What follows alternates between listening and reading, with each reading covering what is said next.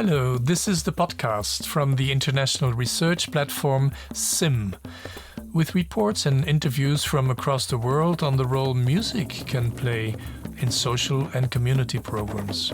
I am Lucas Perron. For this episode of the SIMM-podcast, we interview musicians and researchers Kathy Milliken, Sean Priske and Frank Heuser about their experiences working with very diversely composed groups of participants in the social and community music programs they've been involved in. The music extracts you will hear are from the social and community music projects discussed during this podcast. So, hello, Kathy. Hello there, Lucas.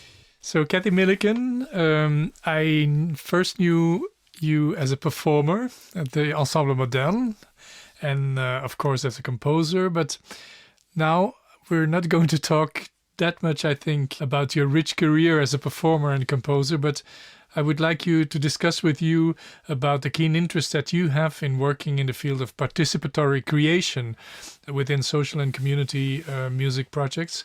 In particular, because that's what this episode of the podcast is about the diverse composition of the groups that you've been working with. And then I'm especially thinking about two projects that I know you've been working on the last years: the Stadtlied in Hamburg, and also the choir project Ode for All, which took place at the end in Istanbul, but which involved choirs from different parts of Eastern Europe. So welcome. Maybe you can start with shortly presenting the two projects, and especially in terms of where the people came from that participated in these two projects, the Hamburg project and the Ode for All project. Yes, it was very interesting because the Hamburg project really covered a very diverse range of participants, and I found that wonderfully challenging to be working with, on one hand, complete amateurs in writing texts and in making music, and on the other hand, the actual final presentation was in a very large concert hall in the Elbphilharmonie in Hamburg, and we were working with a jazz trio, with a university choir and a professional orchestra. And all of those forces brought with them, a completely different world, a completely different way of actually approaching it. The amateur group, we had enormous amount of fun, and it was, a very open musical workshop type of affair. And in the end, with all of their ideas, with all of their texts, I reworked that into something for the orchestra. With the choir, was something different. It was a university choir, which in the beginning actually complained that the music was too simple. Yes. And so I upped it up a little bit, and then they said it was too hard. So, but we had a lot of fun working on that because, of course, this is always about communication and where people feel most comfortable with. Certainly when there is a final presentation, the groups want to feel comfortable. Then within... But they weren't necessarily in the beginning, because I guess what comes together is very different expectancies from... That's very true. And, that's part of the sort of fun and agony of it too, is to really make sure that you've crossed every T and dotted every I in sensing perhaps what you could call it the sweet spot, but it could also be the point of agony, for where groups are going to actually not feel okay or to feel okay. We had one group also within the Hamburg project. They were the Weltkultur, or Welt group, that were made up of a lot of Syrian refugees. Mm-hmm. And for them it was incredibly important that they actually made up their own song with their own text. Uh-huh. Because they wanted their message, their particular take on being in Hamburg, gratitude, but also the incredible pain and sadness that they felt in being separated from their families. Yes. So, each group had their own particular feeling about, being a Hamburger, as we say, and that's what the project was about, being a citizen of Hamburg and to actually represent the diversity. Yes, and that's why it was called the Stadslied, the song of the city. That's why it was called a city song. Yeah, that's composition of many different songs, in fact. Yes, that's right. Yeah, many different texts, many different ways of presenting it. Sometimes in text, just in spoken text. Sometimes sung text by soloists. Sometimes sung, by the university choir. The other choir project was actually the opposite in one sense. It was with 6 very homogeneous groups. They were all amateur choirs. So, of course, but coming from completely different countries, and that we had a Cypriot group, and a Turkish group. We had a Serbian group and a Bosnian group. So of course they're also politically quite different, and that was politically. In which sense politically? Well, just in the fact that that they'd been through wars together on the opposite sides. So I'm asking the question because I remember having read what you wrote about this experience, that also politically, in terms of their organization, they were very different. No, and in terms of their yes, how they functioned, and yeah, that's very true. One of the group had been very much a communist country, so for them, this idea of creating together had a different feeling about it than what I am used to. And it took a bit longer to actually find, a solution together. And in the end, what was really wonderful was that finding of the solution became actually the text. They wrote about swimming together in one direction, finding something together, which was, ultimately, I think really what you want to happen in these workshops is not some sort of, ready-made solution, but you want to have something really authentic that, where the people who are taking part really feel that they have and know that they've come together in this, and what they're saying is what they feel and mean,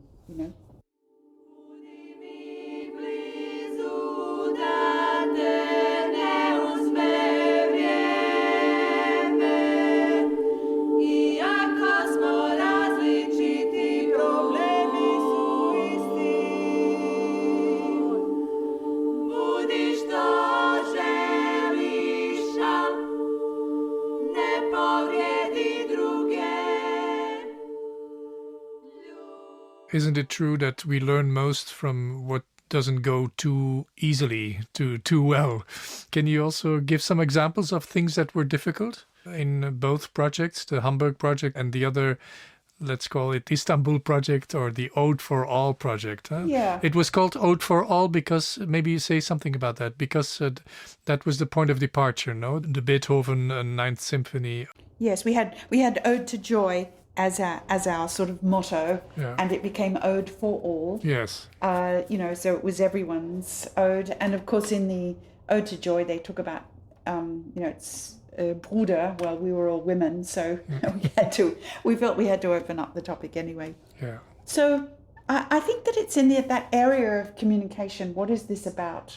What is expected of everyone? I think that's where the projects, have their fault lines, or their sort of sweet agony spots, so to speak. The first thing is, in the Hamburg project, because it was in such a large hall, the Weltgruppe was a bit worried about, how they would come across. Not only large hall, but also fancy. Very fancy place, the Elbphilharmonie. Yes. Exactly. And also, it was a little bit difficult to pin them down to their final solution, because we were actually adding in other instruments as well.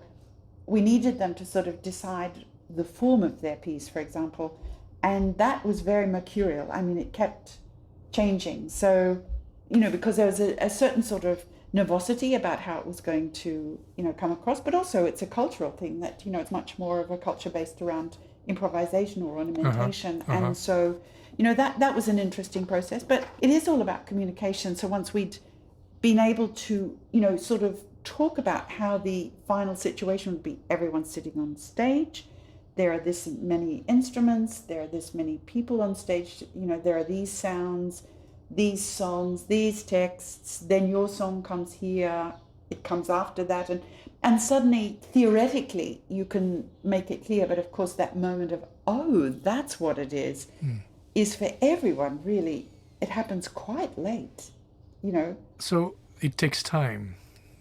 It takes time, yeah. This is when you agree to develop a project, this is what you also demand, to have time? Definitely. A project won't work if you don't have the right time. And, if the design of the project is not supporting the type of creation that you need, you need sometimes various things like breakout spaces so that you can sometimes just brainstorm ideas in smaller groups. It's no good to try and make a song with 20 people. Sometimes you just need to make it with 4 or 5 and then come back and say, we've done this verse, and the others say, oh, we've worked on the other verse. And then you say, well, let's look at the ideas and sort of merge them. What about this and this? So you need physical things like a breakout space, but you also need time in the end to, as the project sort of comes and progresses further towards the presentation, you need all of the participating groups to come and meet each other, for goodness sake. The people who've made up texts. Yes. They would like to meet the music parts of the groups, and the university choir would actually like to meet, the people who've made up the text that they're singing.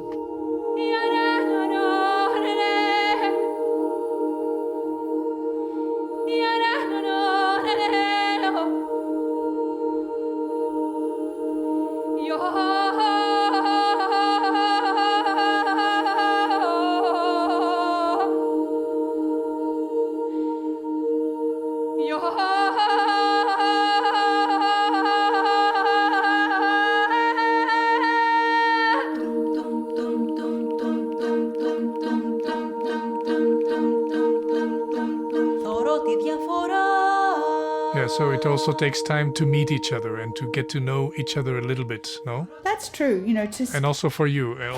Yeah, I mean, in the case of the city song, it is about Hamburg, and it's about, all of the diverse people and concerns that are reflected in our project. So, at some point it's really nice for people to get to know each other, but also for them to agree that, that they can stand and present what the others have thought up.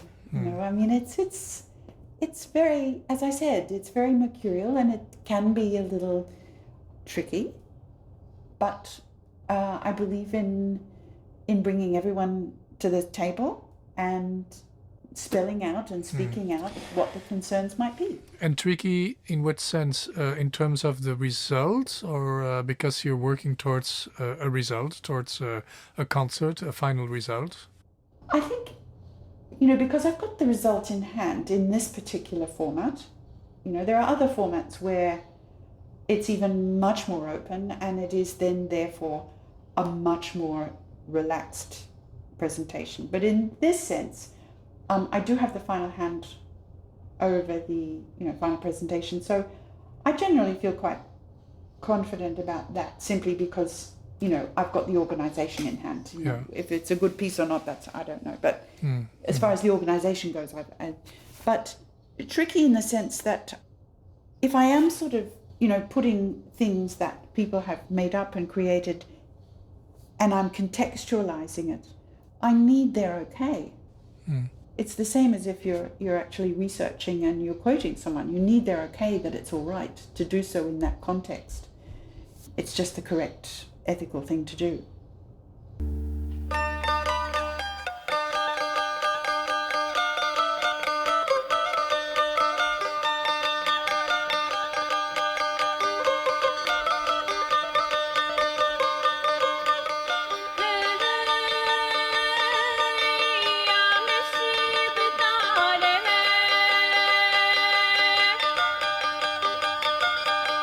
My question, Kathy, is I would like to know how your composition outside of these type of projects is influenced, inspired by the work you do regularly, these kind of participatory creative processes, and how that influences your work when you're not working in such a context, but on your own, writing. Well, that's a great question, because when I approach any project or any work, I am who I am.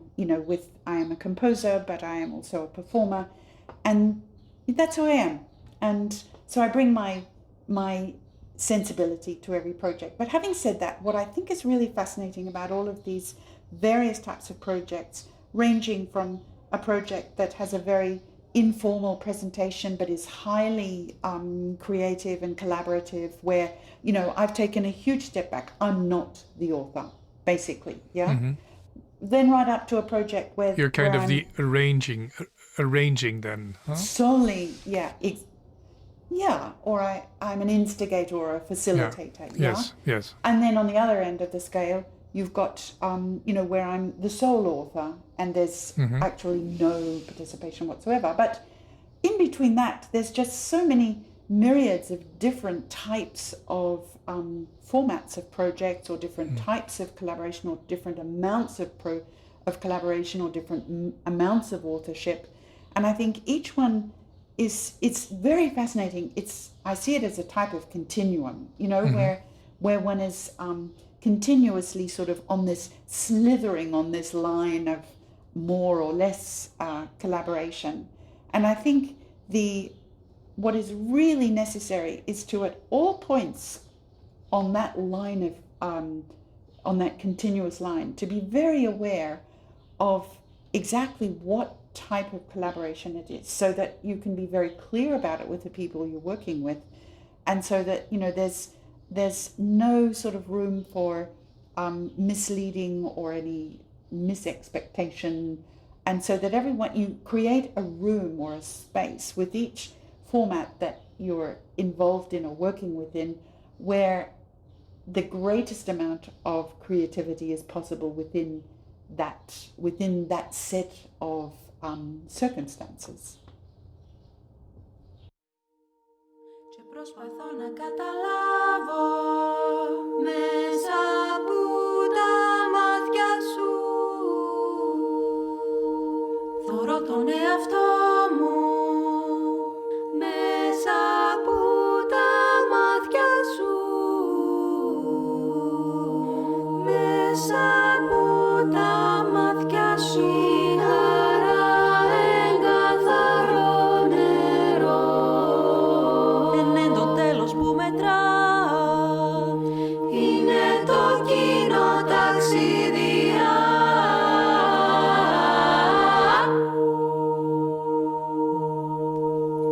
Go back to the choir project that you did. Can you say a bit more about the type of music that came in and that they wanted to bring into the final result, and how that dialogue negotiation went on? Also, not only between a particular choir and you, but also amongst the choirs.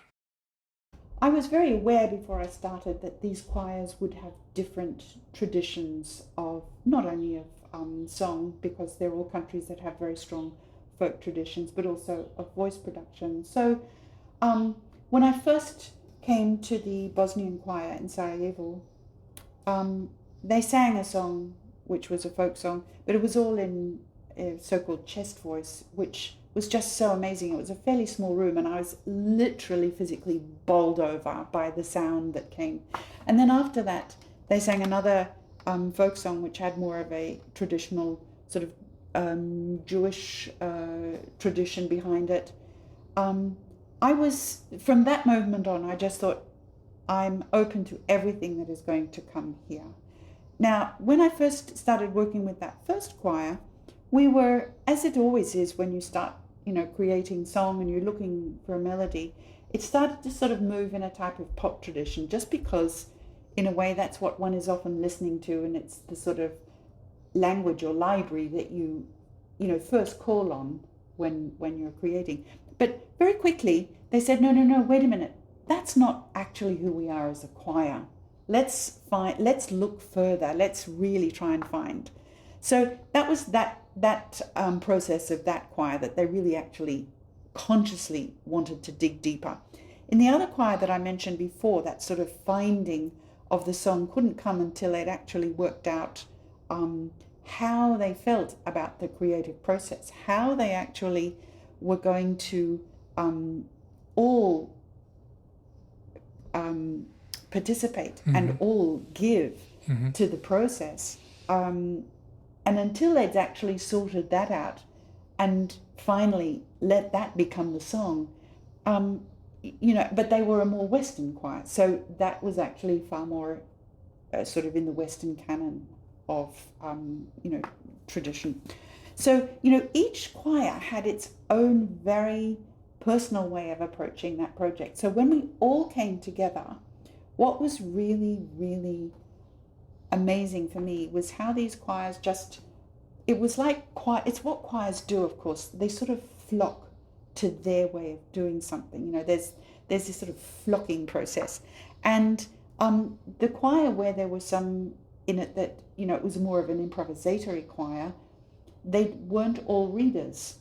So very early, we just established, we said, look, some of you are going to read, some of you are not going to read. Let's just check how we're standing in the room. So we've got readers and non-readers interspersed. I mean, the non-readers learnt faster than the readers, to be quite honest.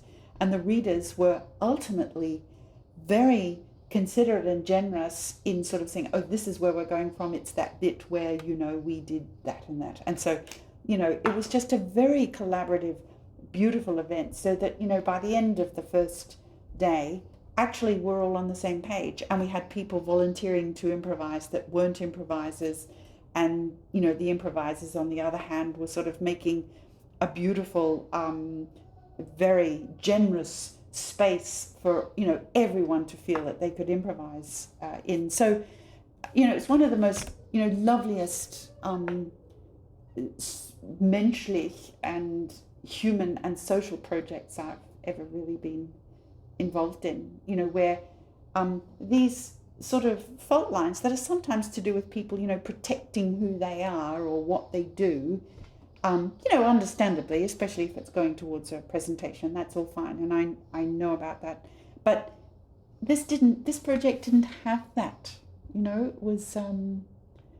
it was really quite extraordinary. But there were still little sort of bumps and squiggles along the way until we got there.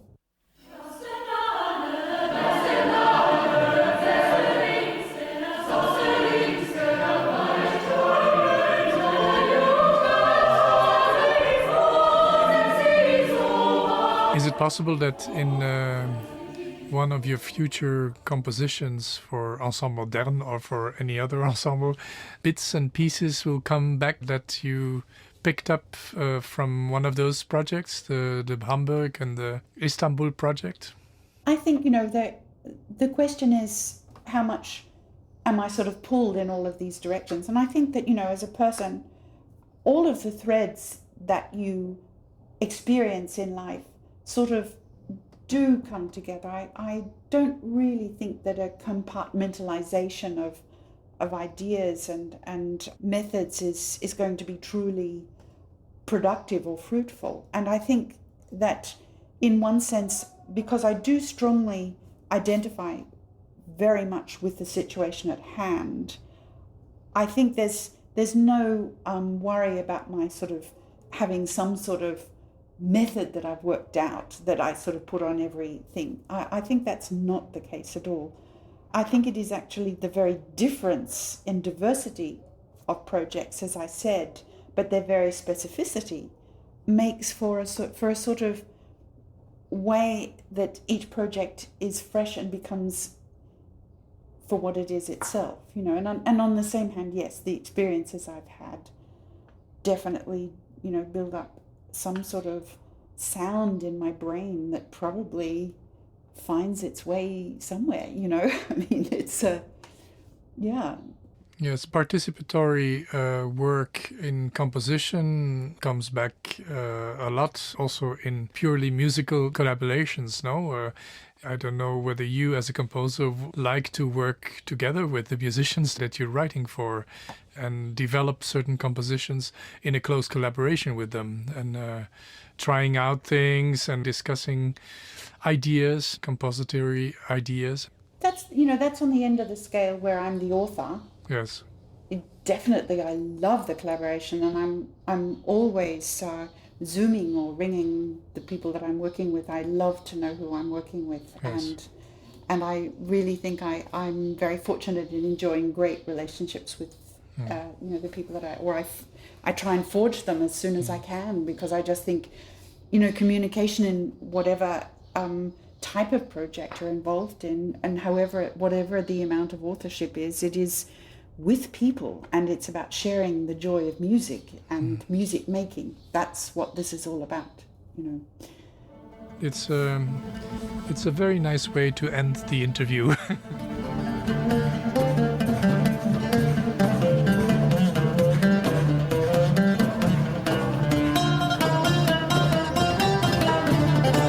والله يا قلبي همبرج أنا مبسوطة عم غني هلا بكل حرية زمان كون ما فيني غني زمان كون ما فيني غني هلا مبسوطة وأنا عم غني أنا مبسوطة بهمبورغ أنا مبسوطة بهمبورغ أنا مبسوطة بهمبورغ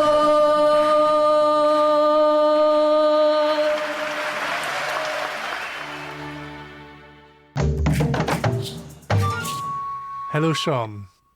Hello, Lucas. Great to hear you. Sean Priske, he's living in Berlin and musician playing all kinds of instruments, electric guitar, plus. And lately, I don't know since how many years, but how much time, Sean, you're working with refugees in Germany, are so nicely called Die Neue Deutsche. I want to be able, during this podcast episode, to talk with you about that, specifically that experience. As a musician, you're a practitioner, but you're also doing at the same time research, because you're preparing a PhD project, a research project on the practice. Is that a good summary of what you're doing? Yeah, that's actually true. I started playing lots of music when I was a teenager and started teaching when I was 14 and have been teaching ever since then, most of the time. And then I studied musicology. So I was thinking, okay, do I go into... Actually, I was thinking about becoming a music teacher at schools. At music but schools, then I then? decided... At regular schools, schools. And but then I realized when you go to school, there's like certain music pieces that you have to do, and it's very structured, and I wanted to be more free in what I'm doing. That's why I decided not to go into the school system, and I studied musicology. And actually at the moment I'm doing my PhD at Humboldt University in Berlin. And after my master thesis, I started doing research in refugee accommodations in 2016. I have been teaching children and adolescents before that. But, in this context, in refugee centers or... No, during my study, not in refugee centers, but I started doing it in 2017. So I think you still remember in 2015, 2016, many refugees came to Europe, and suddenly there was a focus on refugees, and I wanted to do music with them, meet their culture, do music projects with refugees. And I did my first research in 2016, started planning that in 2015 actually. So I think quite early in comparison to other German music projects. And yeah, I developed a few music projects ever since. So at the moment, after COVID-19 and, well, still in the pandemic, we hope that we can start new music projects this summer. So I will be in in the accommodation the day after tomorrow. So there will be a little workshop from Wednesday to Friday. So there's been a break for a number of months. There's been a break. Yeah, the pandemic really, for our work in Berlin, was really, really bad, because we were just last year in February, March, we were just about to raise money and planning new projects for the second half of the year and for 2021. But then the pandemic came and we had to stop the project that was just going on and had a few months break, and then we could more or less finish it. But of course, we couldn't do a concert, for example. Like usually at the end of each project, they usually run half a year or full year. We have a concert at the end, which obviously was not really possible. We had some small gigs during a summer festival in the refugee accommodation. And then we had a small music project lasting from last year, July until December. But due to the circumstances, we had to improvise a lot and couldn't really do what we actually wanted to do. Like, for example, we were also hoping to be able to do a little winter concert in December, which was not possible, obviously. And then there's other circumstances that you always have to deal with when you're in this field of working with refugees in Berlin, because from a political side, there's lots of changes going on all the time, and the accommodations are being closed and reopened, restructured, and the companies who run them change very often. So the accommodation where I have been doing music projects for the last few years, that has been closed like 2 months ago. And the German Red Cross, which is the partner organization that I'm working with most of the time, they got a license to run a new accommodation in Berlin-Spandau, so in the west of Berlin. And I have been visiting this accommodation for a few times, getting to know the people, getting to know the places. And we're just in the making of a new project that's about to kick off this week.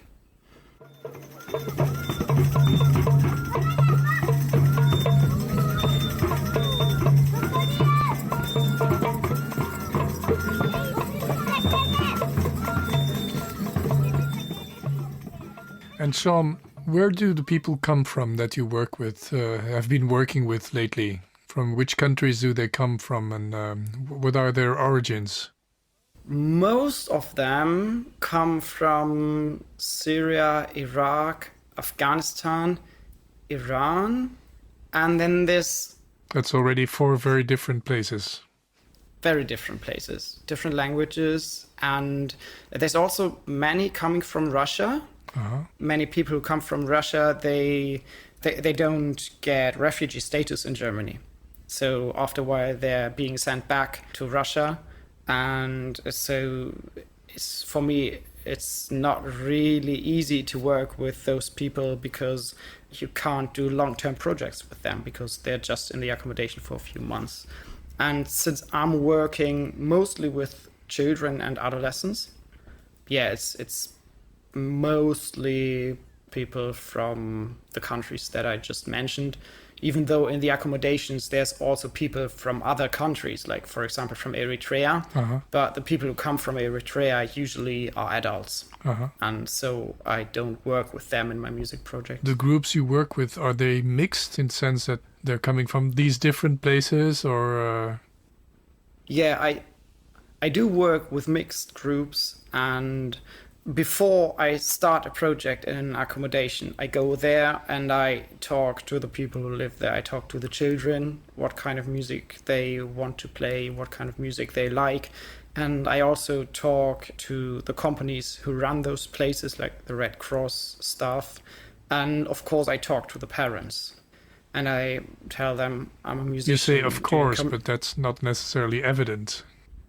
Yeah, but it should, in my opinion, it should be. Yes, I understand. Yeah. Yes. Because they're my target group, and the work that I do is work more or less for them, and I want the music that I do in those places, I want it to be something that's making their lives better. And so I asked them, what kind of music do you want me to do with your children? What's your musical experience? What do they come up with? What are the answers? Very often, and that was at the beginning quite surprising to me, they say we would like to have instruments like violin, guitar, and piano. Uh-huh. At the beginning, that was surprising to me because those instruments for me are like typical European instruments. And very soon I realized, okay, the music school system in the countries where they come from teaches these kind of instruments because the so-called European classical music and especially the music pedagogy behind it has spread almost all over the world. And if you go to music school, for example, in Syria, they offer lots of different instruments, but they also offer piano, guitar, violin, and that kind of stuff. High quality music education in Syria. Yes. Yeah, Yes. They do have very good musicians. In Iran as well, like they have fantastic musicians. And that's what they usually ask me to do. And most of the time they also ask me to do the music sessions in German. So they can also learn the language, practice the language, yes. True. Of the country they arrived in. And maybe some of these kids or adolescents, they already went to music schools before they arrived in Germany? Yeah, some did. And that's also very important for the music projects that I work with to find out, are there any people in the accommodations that can be integrated into the music projects and as trainers teach as well.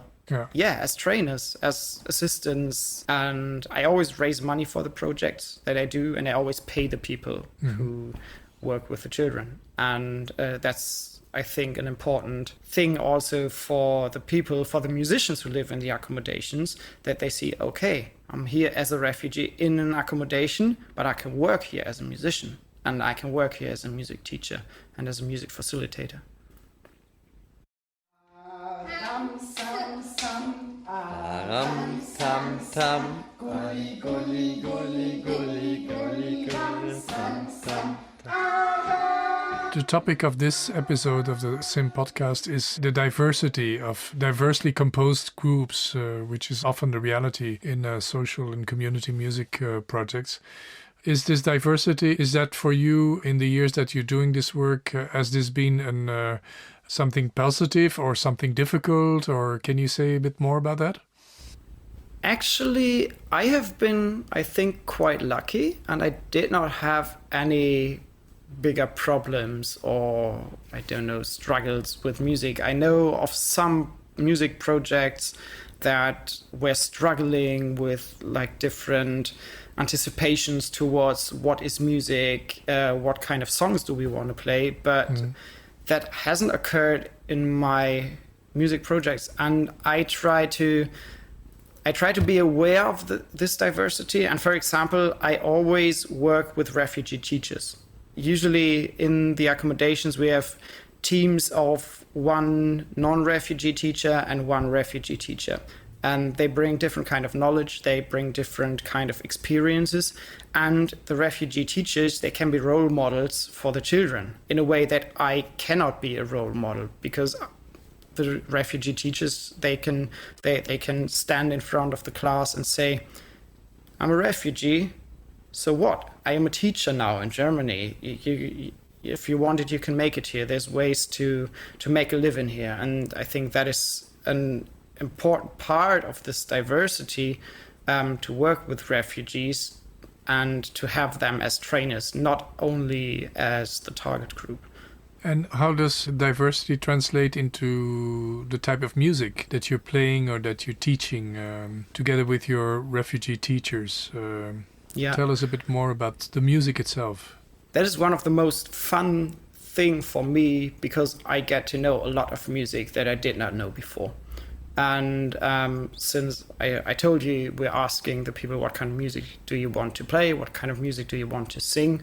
And the German music or European music is wanted most of the time, and we always try to mix it with other kind of music. And especially when you're working with children and adolescents, they're quite open to a lot of music styles, and they like singing, and they also like to sing in their own languages.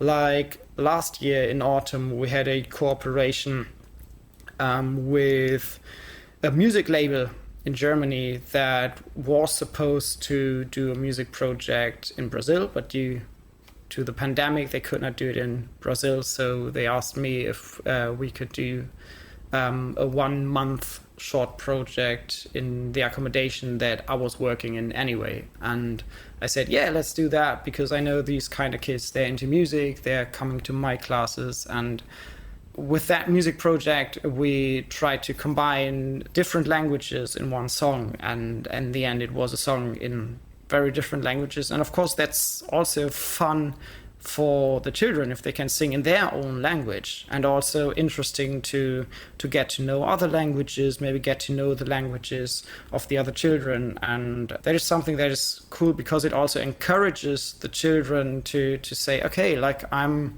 identify myself as Syrian, and I can sing a song in Arabic language, and I think that also empowers them. I think it's important when you're working with refugees that are a very diverse group to engage people to bring music that they like, to bring music from their home countries, to bring music in languages they understand, and to give space to perform this kind of music. Because that also makes the participants in a way specialists in the kind of music that they like and that they can show to others, and that encourages them to participate in those music projects. And for example, in one project we had a boy that used to be quite shy, and he was in the age of 14, 15 years old, something like that, and he was one of the unaccompanied adolescents. So his parents had been left behind in Syria, and he was with his uncle in Berlin. And he liked singing, but he never really wanted to sing in public or in front of other people. And for him, it was not very easy to learn German. So also in school, he had problems with language. And in the music project, we encouraged him to sing in Arabic because he had a very good voice. And he always had been singing at home. And suddenly this shy adolescent young teenager, he became very open, and he became some kind of assistant of one of our Arabic teachers. And in this music project, he had just a way to do something that he was good at. And that was important for him, and that also made him more accepted in the group of other adolescents.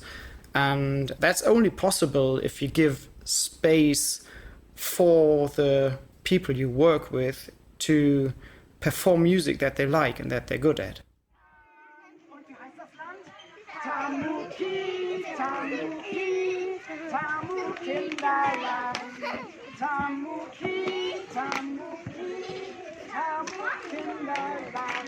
How long are the programs developed? How long do you work with a specific group?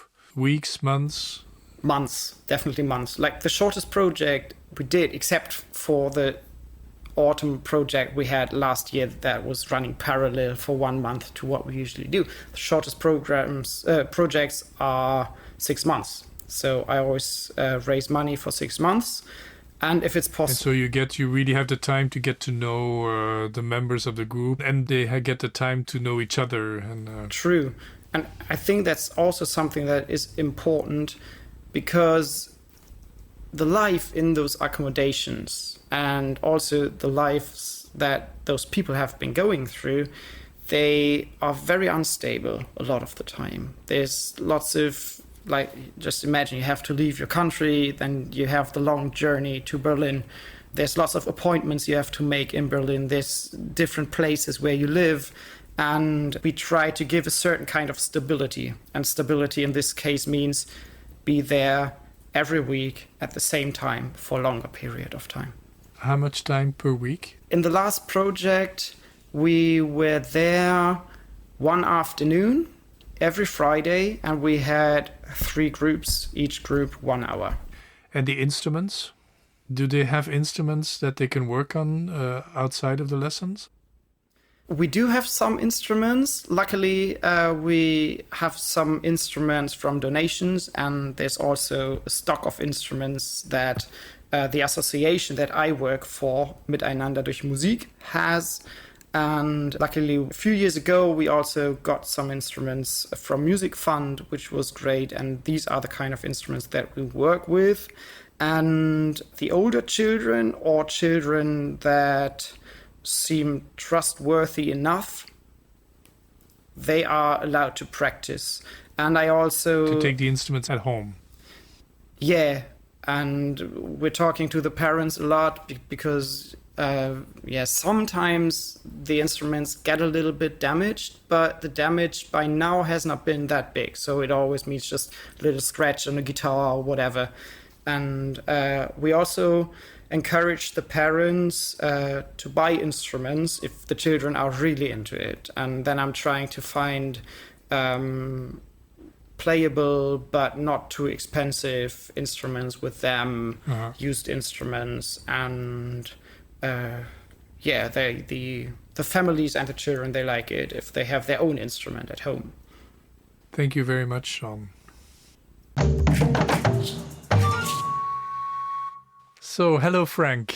Hi. Thank you for being with us on this episode of the podcast. And Frank Heuser, he's Heuser in Europe, user in the United States. You're head of the music education at UCLA, the University of California in Los Angeles. You're a musician, tuba player, and a conductor. I would want to talk with you about the experiences that you've been very close to around teaching music to very diversely composed groups of participants, and what that does also to those teaching. I'm referring to an article that I read of you in 2011 on the North Park students who were then invited to teach children from homeless shelters, where they themselves also had connections with, no? Yes. Yeah. That was a really interesting school situation. The teacher at that school had actually been in the middle school band when I taught many, many years ago in Anaheim. And he had become a professional clarinetist, wasn't happy working in the studios, even though he made lots of money. Decided to try teaching. Took over this North Park Middle School, and within 2 or 3 years, his bands were just stunning. But it didn't take long for him to realize that just winning trophies was not a satisfying way to interact with young people. And he started taking the bands to play in places, homeless shelters and various places. And at one shelter, a little girl came up to him afterwards and said, "I'd give anything if I could do what your students are doing." And bingo, that was the beginning of it for him. He realized that was his calling, and he knew he couldn't do it himself. So he talked to the parents, and the parents of that school were incredibly supportive about the idea of let's go and have our students teach the students there. And there was some trepidation on parts of the students interacting with homeless kids, but when they got there, I mean, in that article, some of the quotes from the North Park students about how working with students changed them in many ways. They discovered that these were kids who, just like themselves, they just happened to be homeless at this point. They learned that they actually began to become better musicians because as they taught the kids in the homeless shelter, they reviewed their own skills and improved their own musicianship. So yes, because to be able to teach well, you have to reflect. Then, how am I doing this? And so you become more conscious about how things work for yourself. Yes. And then there were all kinds of really interesting little social things that happened. The North Park kids would go down there twice a week, and they would share a dinner with the people in the shelter.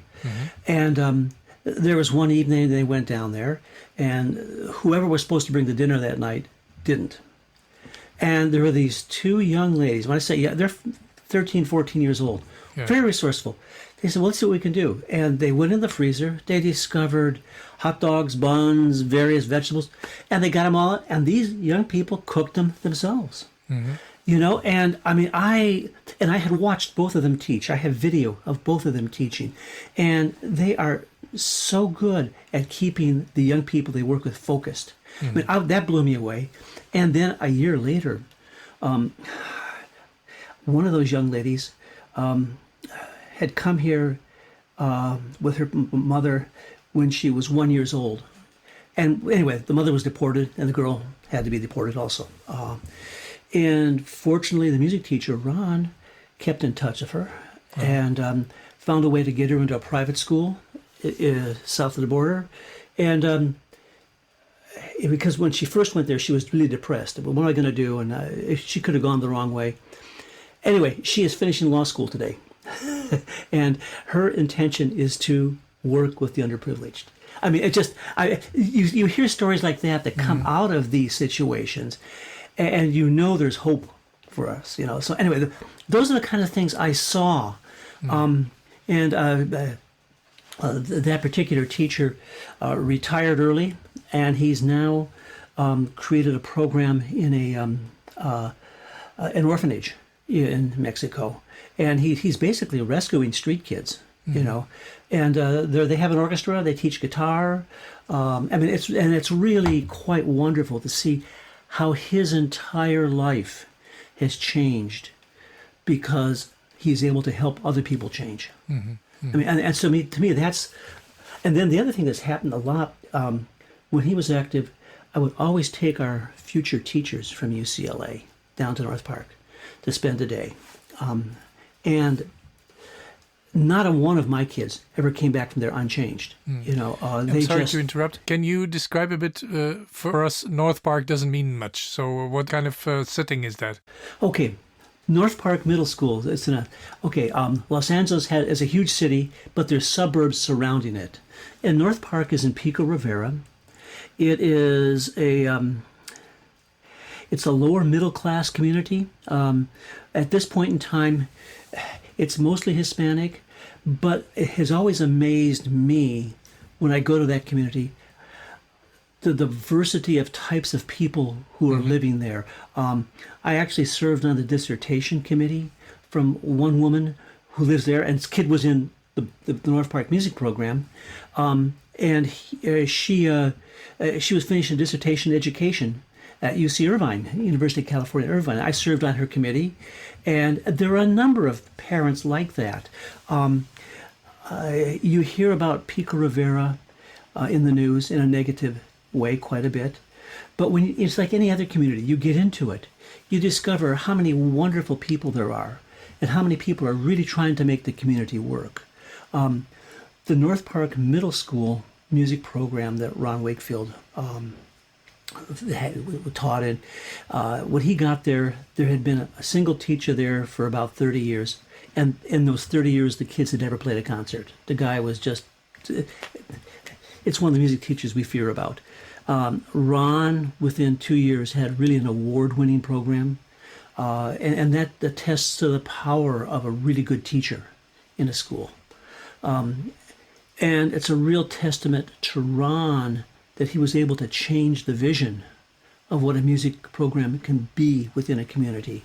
Not only was it a place for students to come and be part of, and not be part of the gang life that is in the area, but it was a way for him to give back to other people in the community. I mean, he really, and that message, our students, you know, spending a day there, they discovered that very quickly.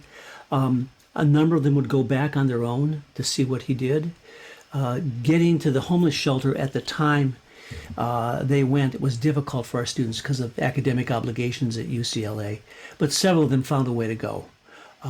So, I mean, he built something there which people wouldn't think would be possible.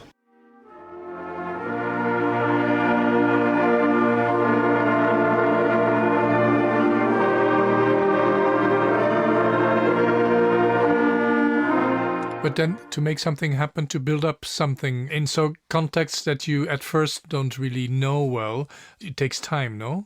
Can you say something about that? What's the duration of these projects that you mentioned now? Okay, his first, I'm going to say, 10 years were involved with becoming a music teacher in Southern California.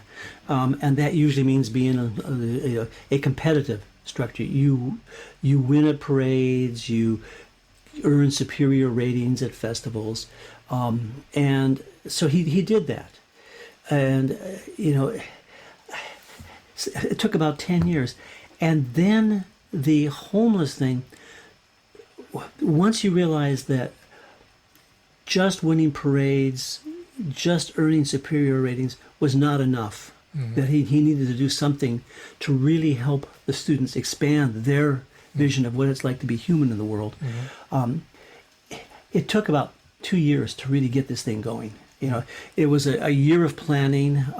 They had to find instruments because the kids couldn't get instruments from the schools they went. They wouldn't let them in the music programs. What were the instruments played?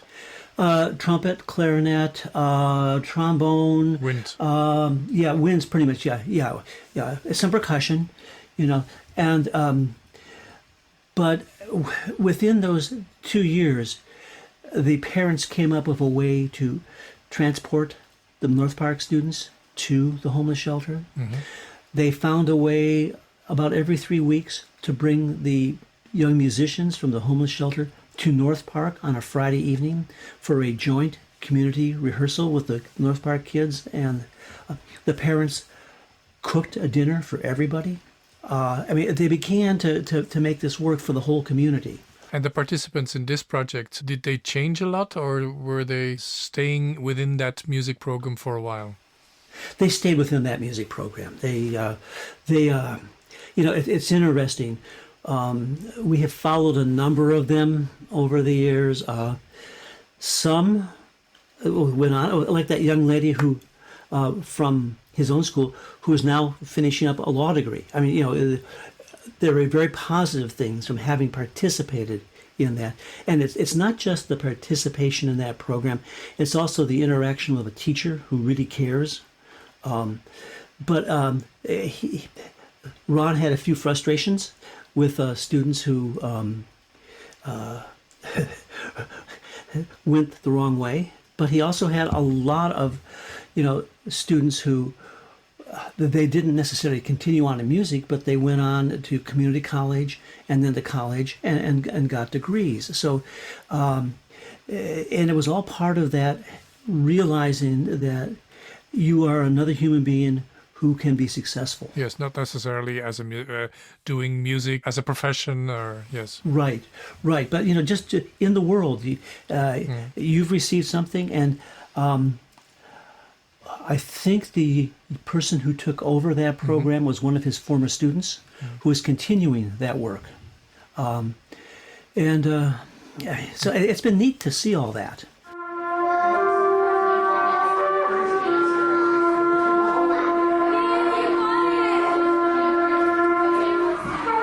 And the people involved, are they coming from different countries, or are they mostly coming from Mexico or from different other countries? And how diverse are they in terms of their origin, let's say? Okay, most of the participants were from south of the border, shall we say? And we did not survey if they were from Mexico or Guatemala or wherever, but there was quite a bit of them were from down under, shall we say. The homeless kids were just a real mix. Literally every ethnicity you might see in Los Angeles. And you would see the students be in the program, then they might disappear for a while, then they might come back. Yeah. A typical homeless situation where there's not a lot of stability in the young people's lives. There was one kid whose father sold the instrument he was given for drug money. Yeah. But again, the thing about the North Park parents, teachers, and kids is they found a way to purchase another instrument for that child. Yeah, because they cared for this to be able to continue. Yeah. And Frank, the kids participating, coming from different backgrounds, did that also have an impact on the music, the type of music which was played and proposed to them, and or proposed by them? Yeah. Well, what was interesting is Southern California music education is a pretty school-based music education is a pretty narrowly defined Western large ensemble. And Ron, whose father had been a high school band director and who had gone to one of the great music schools on the West Coast, started off life with, we're going to play straight classics. And as he went on, he worked with a couple of friends who were arrangers to find ways to play the music the kids knew and loved, which was both from the culture, the Hispanic culture, and then with kids at that age, Disney songs. That's what they wanted to play. And, I remember when he told me, he said, Frank, I just realized they want to play Disney tunes. What am I doing with this other stuff? I mean, it was like this. And that was the opening for him of finding ways to ask the students what they wanted to do.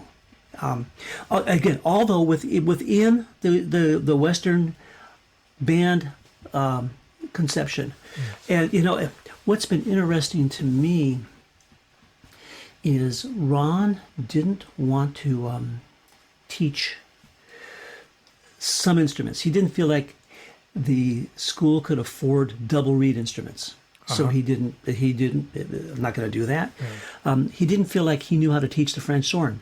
So he rearranged the parts for saxophone. I mean, he did a lot of that right from the beginning, looking at the reality of, we aren't going to make this program conform to the band norm.